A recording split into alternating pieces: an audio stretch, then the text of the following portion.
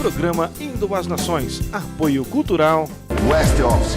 Vendas 3088-4008. Realização PAN, construtora e incorporadora. Loteamento Residencial Jardim Itaipu 2. Primeira etapa vendida em apenas 30 dias. Garanta seu lote na segunda etapa em condições especiais de lançamento. Venda PAN Incorporações 3095-6525.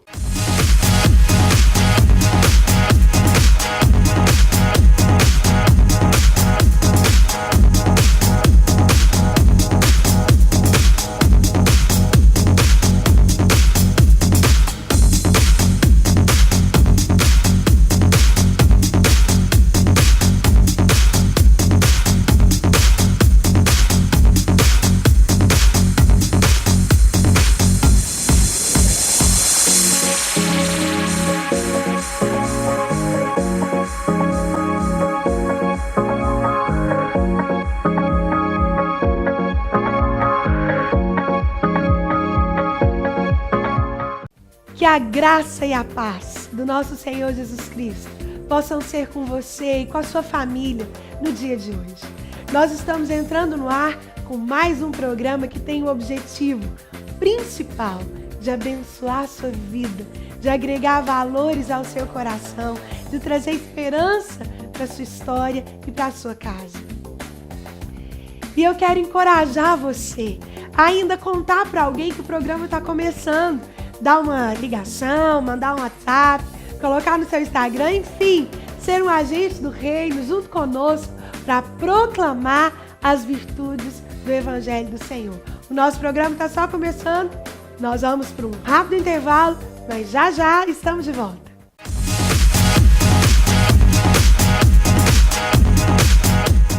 West Office. Vendas 3088-4008. Realização PAN, construtora e incorporadora. Seja você também um missionário do programa Indo às Nações. Agência 756, conta 20807-8, Banco Sicoob.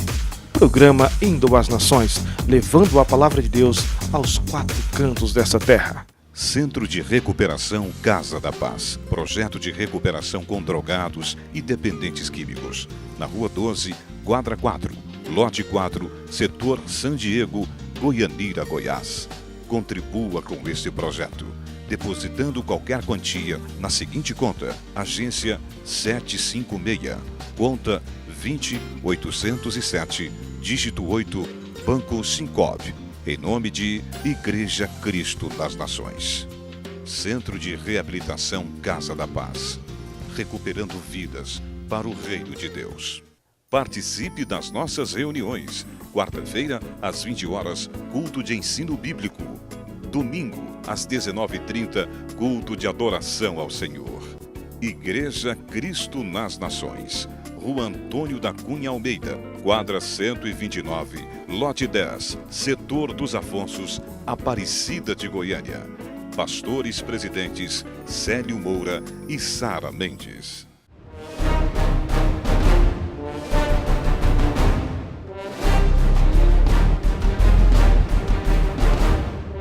O Senhor nos chama para sermos embaixadores da paz.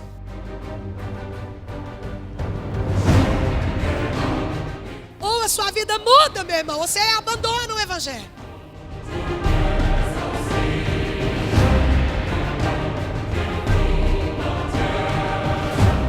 Ei, há um Deus que luta por você. Eu sei é que o Senhor sobre todas é vencedor.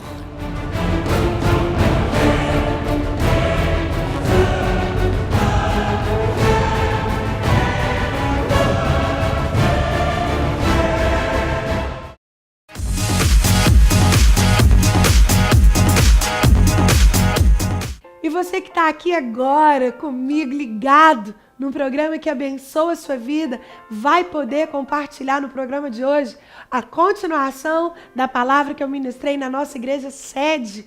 Isso mesmo, a palavra que abençoa a sua vida, que te mostra como sair da crise em triunfo. Tem uma pastoral com o nosso pastor presidente, o pastor Célio, testemunhos que abençoarão a sua vida e fortalecerão a sua fé. Nós temos muito conteúdo preparado para você hoje e eu quero convidar você a, já agora, prestar atenção comigo nessa devocional para a gente começar o programa. Romanos 8, 28, o apóstolo Paulo diz: sabemos que todas as coisas cooperam para o bem daqueles que amam a Deus, daqueles que são chamados segundo o seu propósito. Dependendo do que você está vivenciando e da forma como você ouve esse versículo, ele soa misterioso. Pastora Sara, como é que uma perda pode cooperar para o meu bem? Uma crise financeira pode cooperar para o meu bem? Uma dificuldade no casamento? Um problema com os meus filhos? Uma situação difícil de saúde? Como é que essas circunstâncias tão adversas podem cooperar para o meu bem? Meu irmão, o apóstolo Paulo, ele não trata aqui de uma especulação, mas ele fala de uma convicção, da certeza de quem vai no barco com Cristo, da certeza de quem confia naquele que conhece o seu amanhã. Por mais experienciados que eu e você formos, nós não temos como controlar e, como a palavra diz, acrescentar um côvado ao curso da nossa vida. Por mais bem preparado que você pense ser, por mais antecipado aos problemas que você pense ser, as circunstâncias chegam e nos pegam de surpresa. Mas eu quero te dizer hoje que você não precisa viver uma utopia religiosa para acreditar que Deus está com você, que Ele conhece o seu amanhã, que o que você passa hoje vai cooperar para um bem no futuro. Eu quero terminar fazendo uma reflexão com você. Diz que um missionário, um jovem missionário, tinha um sonho de pregar o evangelho nos 4 cantos do mundo. E ele se preparou para isso. Fez uma boa escola de missões e quando ele estava pronto, ele foi enviado para o destino final, que era a África. Chegando na África, esse missionário, o primeiro ponto evangelístico dele foi uma tribo canibal. Canibais são gente que come gente, são humanos que devoram carne humana. E quando esse missionário prestou atenção, ele era o prato principal daquela hora, daquela refeição. E aí, aquele chefe da tribo começou a cozer aquele caldeirão enorme, já picou as verduras, já olhava para ele salivando, e ele ali, de repente, o cacique maior falou: olha, corta um pedaço da perna desse humano, corta bem na batata dele, para eu provar a carne antes. E aí amolaram um facão e pá! Cortaram um pedaço da perna daquele missionário. E quando o cacique colocou na boca aquele pedaço de carne, ele logo cuspiu e falou: solta esse humano, a carne dele não presta para nada, nunca vi uma carne tão ruim. E aquele missionário, então, correndo no campo, celebrando a sua liberdade, fez a seguinte oração: Deus, obrigada, porque hoje eu entendi o motivo da minha perna de borracha. Meu irmão, certamente, quando esse missionário perdeu a perna num acidente trágico, ele não entendeu como é que isso poderia cooperar para o bem. Mas quando você permanece com os olhos fitos em Deus, naquele que não erra, que não falha, que conhece o amanhã antes dele acontecer, que sabe a palavra da sua boca antes que você a diga, você consegue confiar.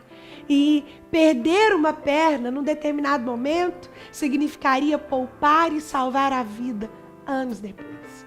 Eu não sei o que te aflige hoje. Eu não sei o que você passa, o que arranca a sua esperança, o que gera temor na sua alma, o que amedronta a sua existência. O que eu sei é que todas as coisas, até as mais improváveis, vão cooperar para o bem daqueles que amam a Deus. Você ama a Deus? Então confie o seu problema a Ele hoje, agora, porque num futuro próximo, ou talvez longínquo, você entenderá como o problema de hoje colaborou para o bem. Isso é fé, é confiar no Deus que governa as circunstâncias. Eu volto já já com mais da palavra de Deus para o seu coração.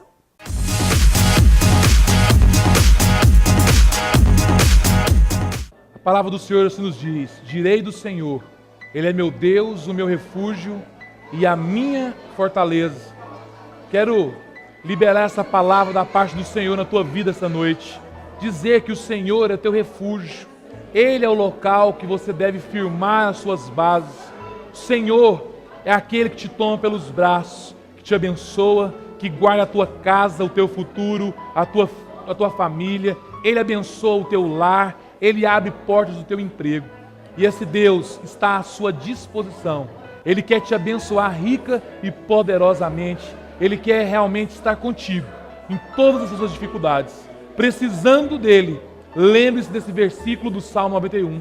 Direi do Senhor, Ele é meu Deus, o meu refúgio e a minha fortaleza. Que Deus te abençoe rica e poderosamente. Fique com Deus.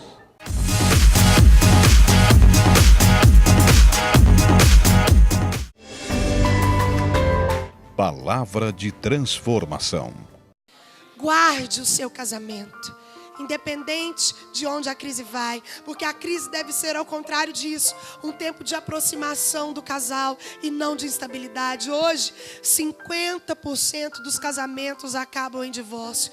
10 anos depois do segundo casamento, 70% dos segundos também terminam em divórcio. E nos últimos 6 anos, o índice de divórcio na terceira idade aumentou 51%. Casais que se separam depois de 40 anos de casamento, depois dos 60 anos. Nunca se esqueça disso, a sua família é o seu maior patrimônio. Nenhum sucesso compensa o fracasso dela. Terceira coisa que eu aprendo com esse texto, estou falando com você sobre como é que transforma crise em triunfo. Olha o que diz o verso 12.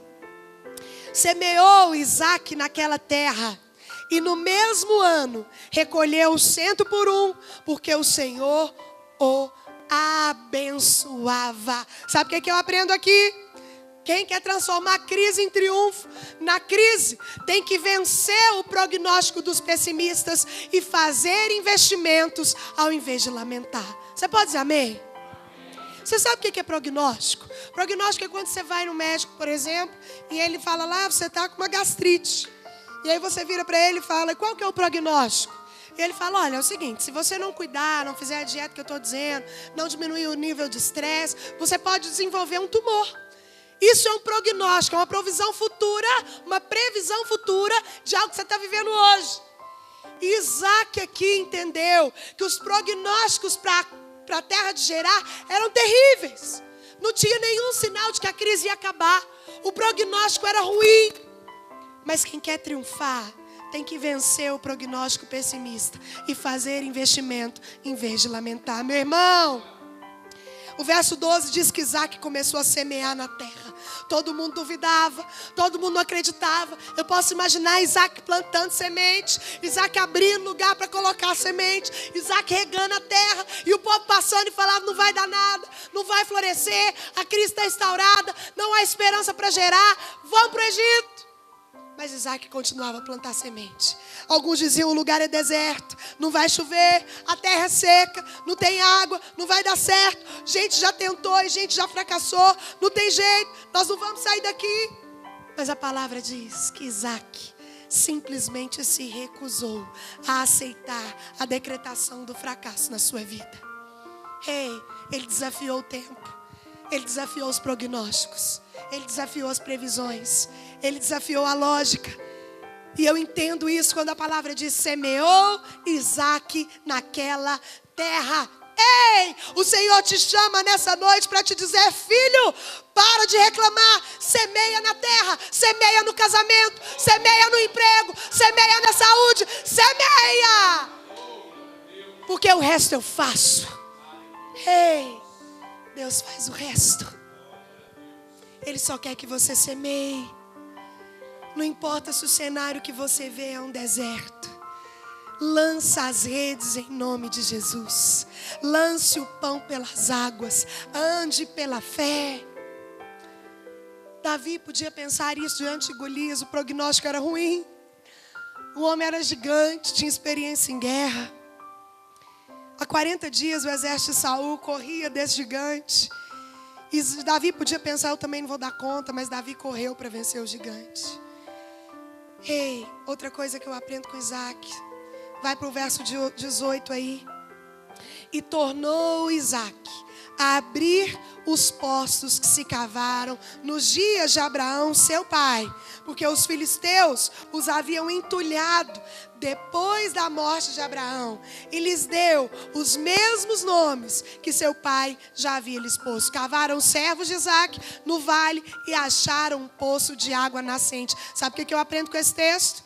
Isaque não só venceu o prognóstico, como ele também se tornou um especialista em cavar poços. Ele aprendeu a fazer.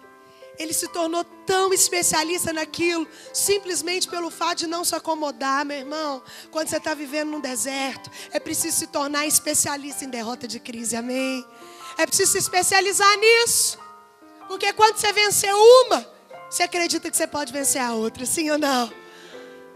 Quando você se lembra daquilo que você já passou, você acredita que você pode passar por outra. Isso é trazer à memória o que dá esperança. Mas como é que você vai trazer a memória se você não tem história nenhuma de esperança passada? Isaque cavou o primeiro lugar, plantou a primeira semente, floresceu. E ele investiu de novo, plantou outra, e plantou mais uma vez, e acreditou de novo. Ele queria ser próspero, ele não ficou deitado de papuar esperando a promessa. Ele foi à luta, ele se especializou no que fazia. Ele se tornou doutor em cavar poços no deserto. E é por isso que ele começou a prosperar, meu irmão. O Senhor te chama para prosperar, mesmo quando todos os outros reclamam. O mundo estava passando fome, havia fome em Gerar. Mas enquanto todo mundo passava fome, Isaque prosperava e prosperava e seguia, e ia adiante, e colhia a promessa, e tomava posse dela, e caminhava contra o diagnóstico. Sabe o que eu entendo aqui? Para terminar esse tópico, Isaque fazia o ordinário e esperava o extraordinário de Deus. A minha parte e a sua é só fazer o ordinário.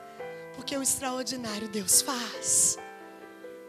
Faça a sua parte, que Deus faz a dele. Há uma profunda conexão entre a dilência humana e a bênção de Deus. Entre trabalho e prosperidade. Entre fazer e colher. Entre investir e colher de novo. Isso é fazer o ordinário e esperar o extraordinário de Deus. A Bíblia diz que Paulo plantou, Apolo regou, mas o crescimento veio de Deus.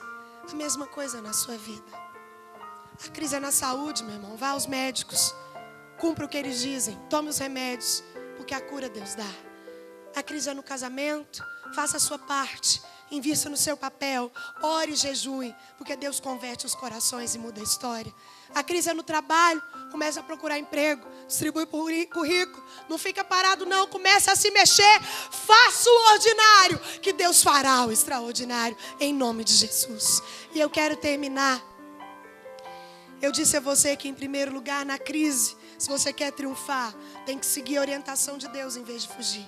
Se você quer triunfar, em segundo lugar, invista no relacionamento familiar, em vez de mentir. Terceira coisa, quer vencer a crise? Vença os prognósticos pessimistas e faça investimento, em vez de lamentar. Quarto e último lugar, se você quer passar pela crise e triunfar sobre ela, proteja o seu coração da amargura, em vez de ficar brigando pelos seus direitos. Volta aí para o verso 14. Olha o que a Bíblia diz. Possuía ovelhas e bois e grande número de servos, de maneira que os filisteus lhe tinham inveja. Esse contexto aqui vai até o verso 21. Eu não vou ler tudo porque nós não temos tempo. Mas aqui mostra as pessoas que iam contra Isaque. As pessoas que entulhavam os poços dele. Ele cavava, vinha um para entulhar. Ele começava a plantar, vinha um para tirar semente. Ele acreditava, vinha um para desacreditar. E Isaque, para continuar fazendo o que Deus tinha mandado, precisava ter controle dos seus sentimentos. Ele sabia que a paz de espírito que Deus podia dar a ele era melhor do que a riqueza. E aqui, meu irmão, o texto me diz que Isaque enfrentou a inveja dos filisteus, a suspeição e a rejeição de Abimeleque, no verso 16, a contenda dos pastores de Gerar, no verso 21. As pessoas, normalmente, não se alegram quando você prospera. Elas começam a questionar, a olhar torto, a procurar onde elas estão errando e onde você está acertando, a querer entender por que Deus resolveu abençoar você e não ele. É por isso que eu digo que o verdadeiro amigo não é o que está com você em tempo de crise. Amigo verdadeiro, meu irmão, é o que suporta a sua alegria. Suportar a alegria dos outros é difícil demais. Não é fácil, não. Se fosse fácil, não tinha um Salmo 73 inteirinho só para falar disso. O salmista no Salmo 73 questionava, ele não entendia por que dava certo com o outro e não com ele. Por que era bom com o outro e ruim com ele. Ele não conseguia entender o sucesso dos outros. Isaac começou a entender que a inveja, a rejeição e a contenda eram tensões que ele ia precisar enfrentar. E ele enfrentou a inveja, a rejeição e a contenda, sabe como? Com uma coisa só: paciência. Você pode dizer amém? É muito difícil ter paciência nos dias de hoje. Nós vemos uma geração com muito pouca paciência. Um povo que não tem paciência para nada. A gente não tem paciência no trânsito, a gente não tem paciência na fila, a gente não tem paciência no trabalho, a gente não tem paciência com os filhos, a gente não tem paciência com o marido. Aliás, eu tenho dito para casais que querem ter filhos: quem quer ter filho hoje precisa de uma coisa só. Não precisa de dinheiro demais, não precisa planejar, não precisa ter 2 carros na garagem, uma casa própria. Quem quer ter filho hoje precisa de uma coisa só: paciência. Educar criança exige paciência. Ensinar exige paciência. E vencer crise exige paciência. Eu aprendo com Isaac aqui que é melhor sofrer o dano do que entrar numa briga buscando coisas e direitos próprios. Eu aprendo com Isaac que é impossível ser verdadeiramente próspero sem exercitar o perdão. Tem jeito? É impossível ser liberado para prosperar se eu não perdoo, se eu retenho, se eu guardo mágoa. Porque quem guarda mágoa passa por cima dos outros. Quem guarda mágoa atropela os outros. Quem guarda mágoa esmaga os outros. Quem guarda mágoa não é liberto. Quem guarda mágoa atropela e fere os outros. E pior, quem guarda mágoa nunca tem paz. Tem jeito. Foi por isso que Isaac tinha paciência. O povo falando não vai dar certo, ele com paciência. E a inveja chegando, e ele com paciência. E o povo humilhando, e ele com paciência. Porque ele não negociava paz de espírito. Quer vencer a crise? Proteja o seu coração da amargura, em vez de ficar brigando pelos seus direitos o tempo todo. Grandes vitoriosos simplesmente anulam opiniões alheias. Isaac, o texto encerra dizendo que ele começou, no verso 25 diz assim: então levantou ali um altar e, tendo invocado o nome do Senhor, armou a sua tenda, e os servos de Isaac abriram ali um poço. Olha o verso 32. Nesse mesmo dia vieram os servos de Isaac e, dando-lhe notícia do poço que tinham cavado, lhe disseram: achamos água. O texto termina mostrando que Isaac começou a buscar velhas e novas possibilidades, ao invés de ficar acomodado. A primeira coisa que Isaac fez foi reabrir os poços que o pai dele tinha cavado, diz o verso 18. Abraão tinha cavado, o povo tinha entulhado. Ele foi e abriu de novo. Isaac aprendeu com a experiência dos mais velhos. Você pode dizer amém? Meu irmão, isso é uma dádiva para mim e para você. Tanto para as pessoas mais velhas, porque a palavra de Deus em Tito chama a atenção principalmente das mulheres mais velhas. Ela fala: as mulheres mais velhas sejam em tudo modelo para as mais novas, que elas vão seguir vocês. Você já viu isso? Eu, por exemplo, quando tenho uma dúvida para a criação das minhas filhas, eu vou buscar alguém mais vivido que eu, que tem experiência melhor e que possa me auxiliar. Vou escutar uma mulher que nunca foi mãe, às vezes ela até sabe alguma coisa ou outra. Ah, meu irmão, mas aquela que foi mãe, que embalou um filho, que passou pelo parto, que amamentou, que deu remédio, que cuidou à noite, sabe muito mais. Palavra de transformação.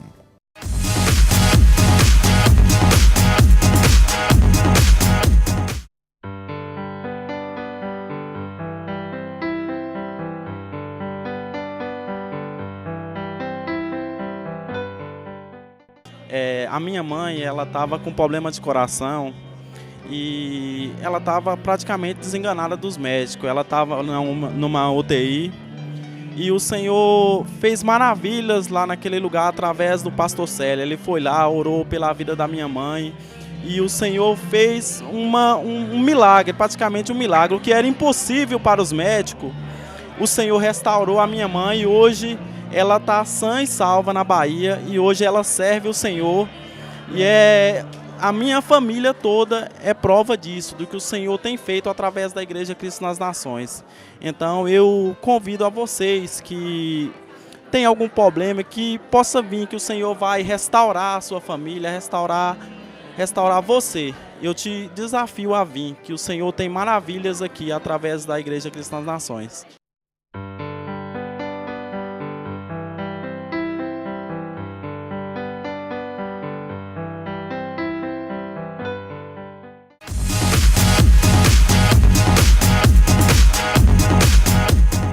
E eu estou encerrando mais um programa.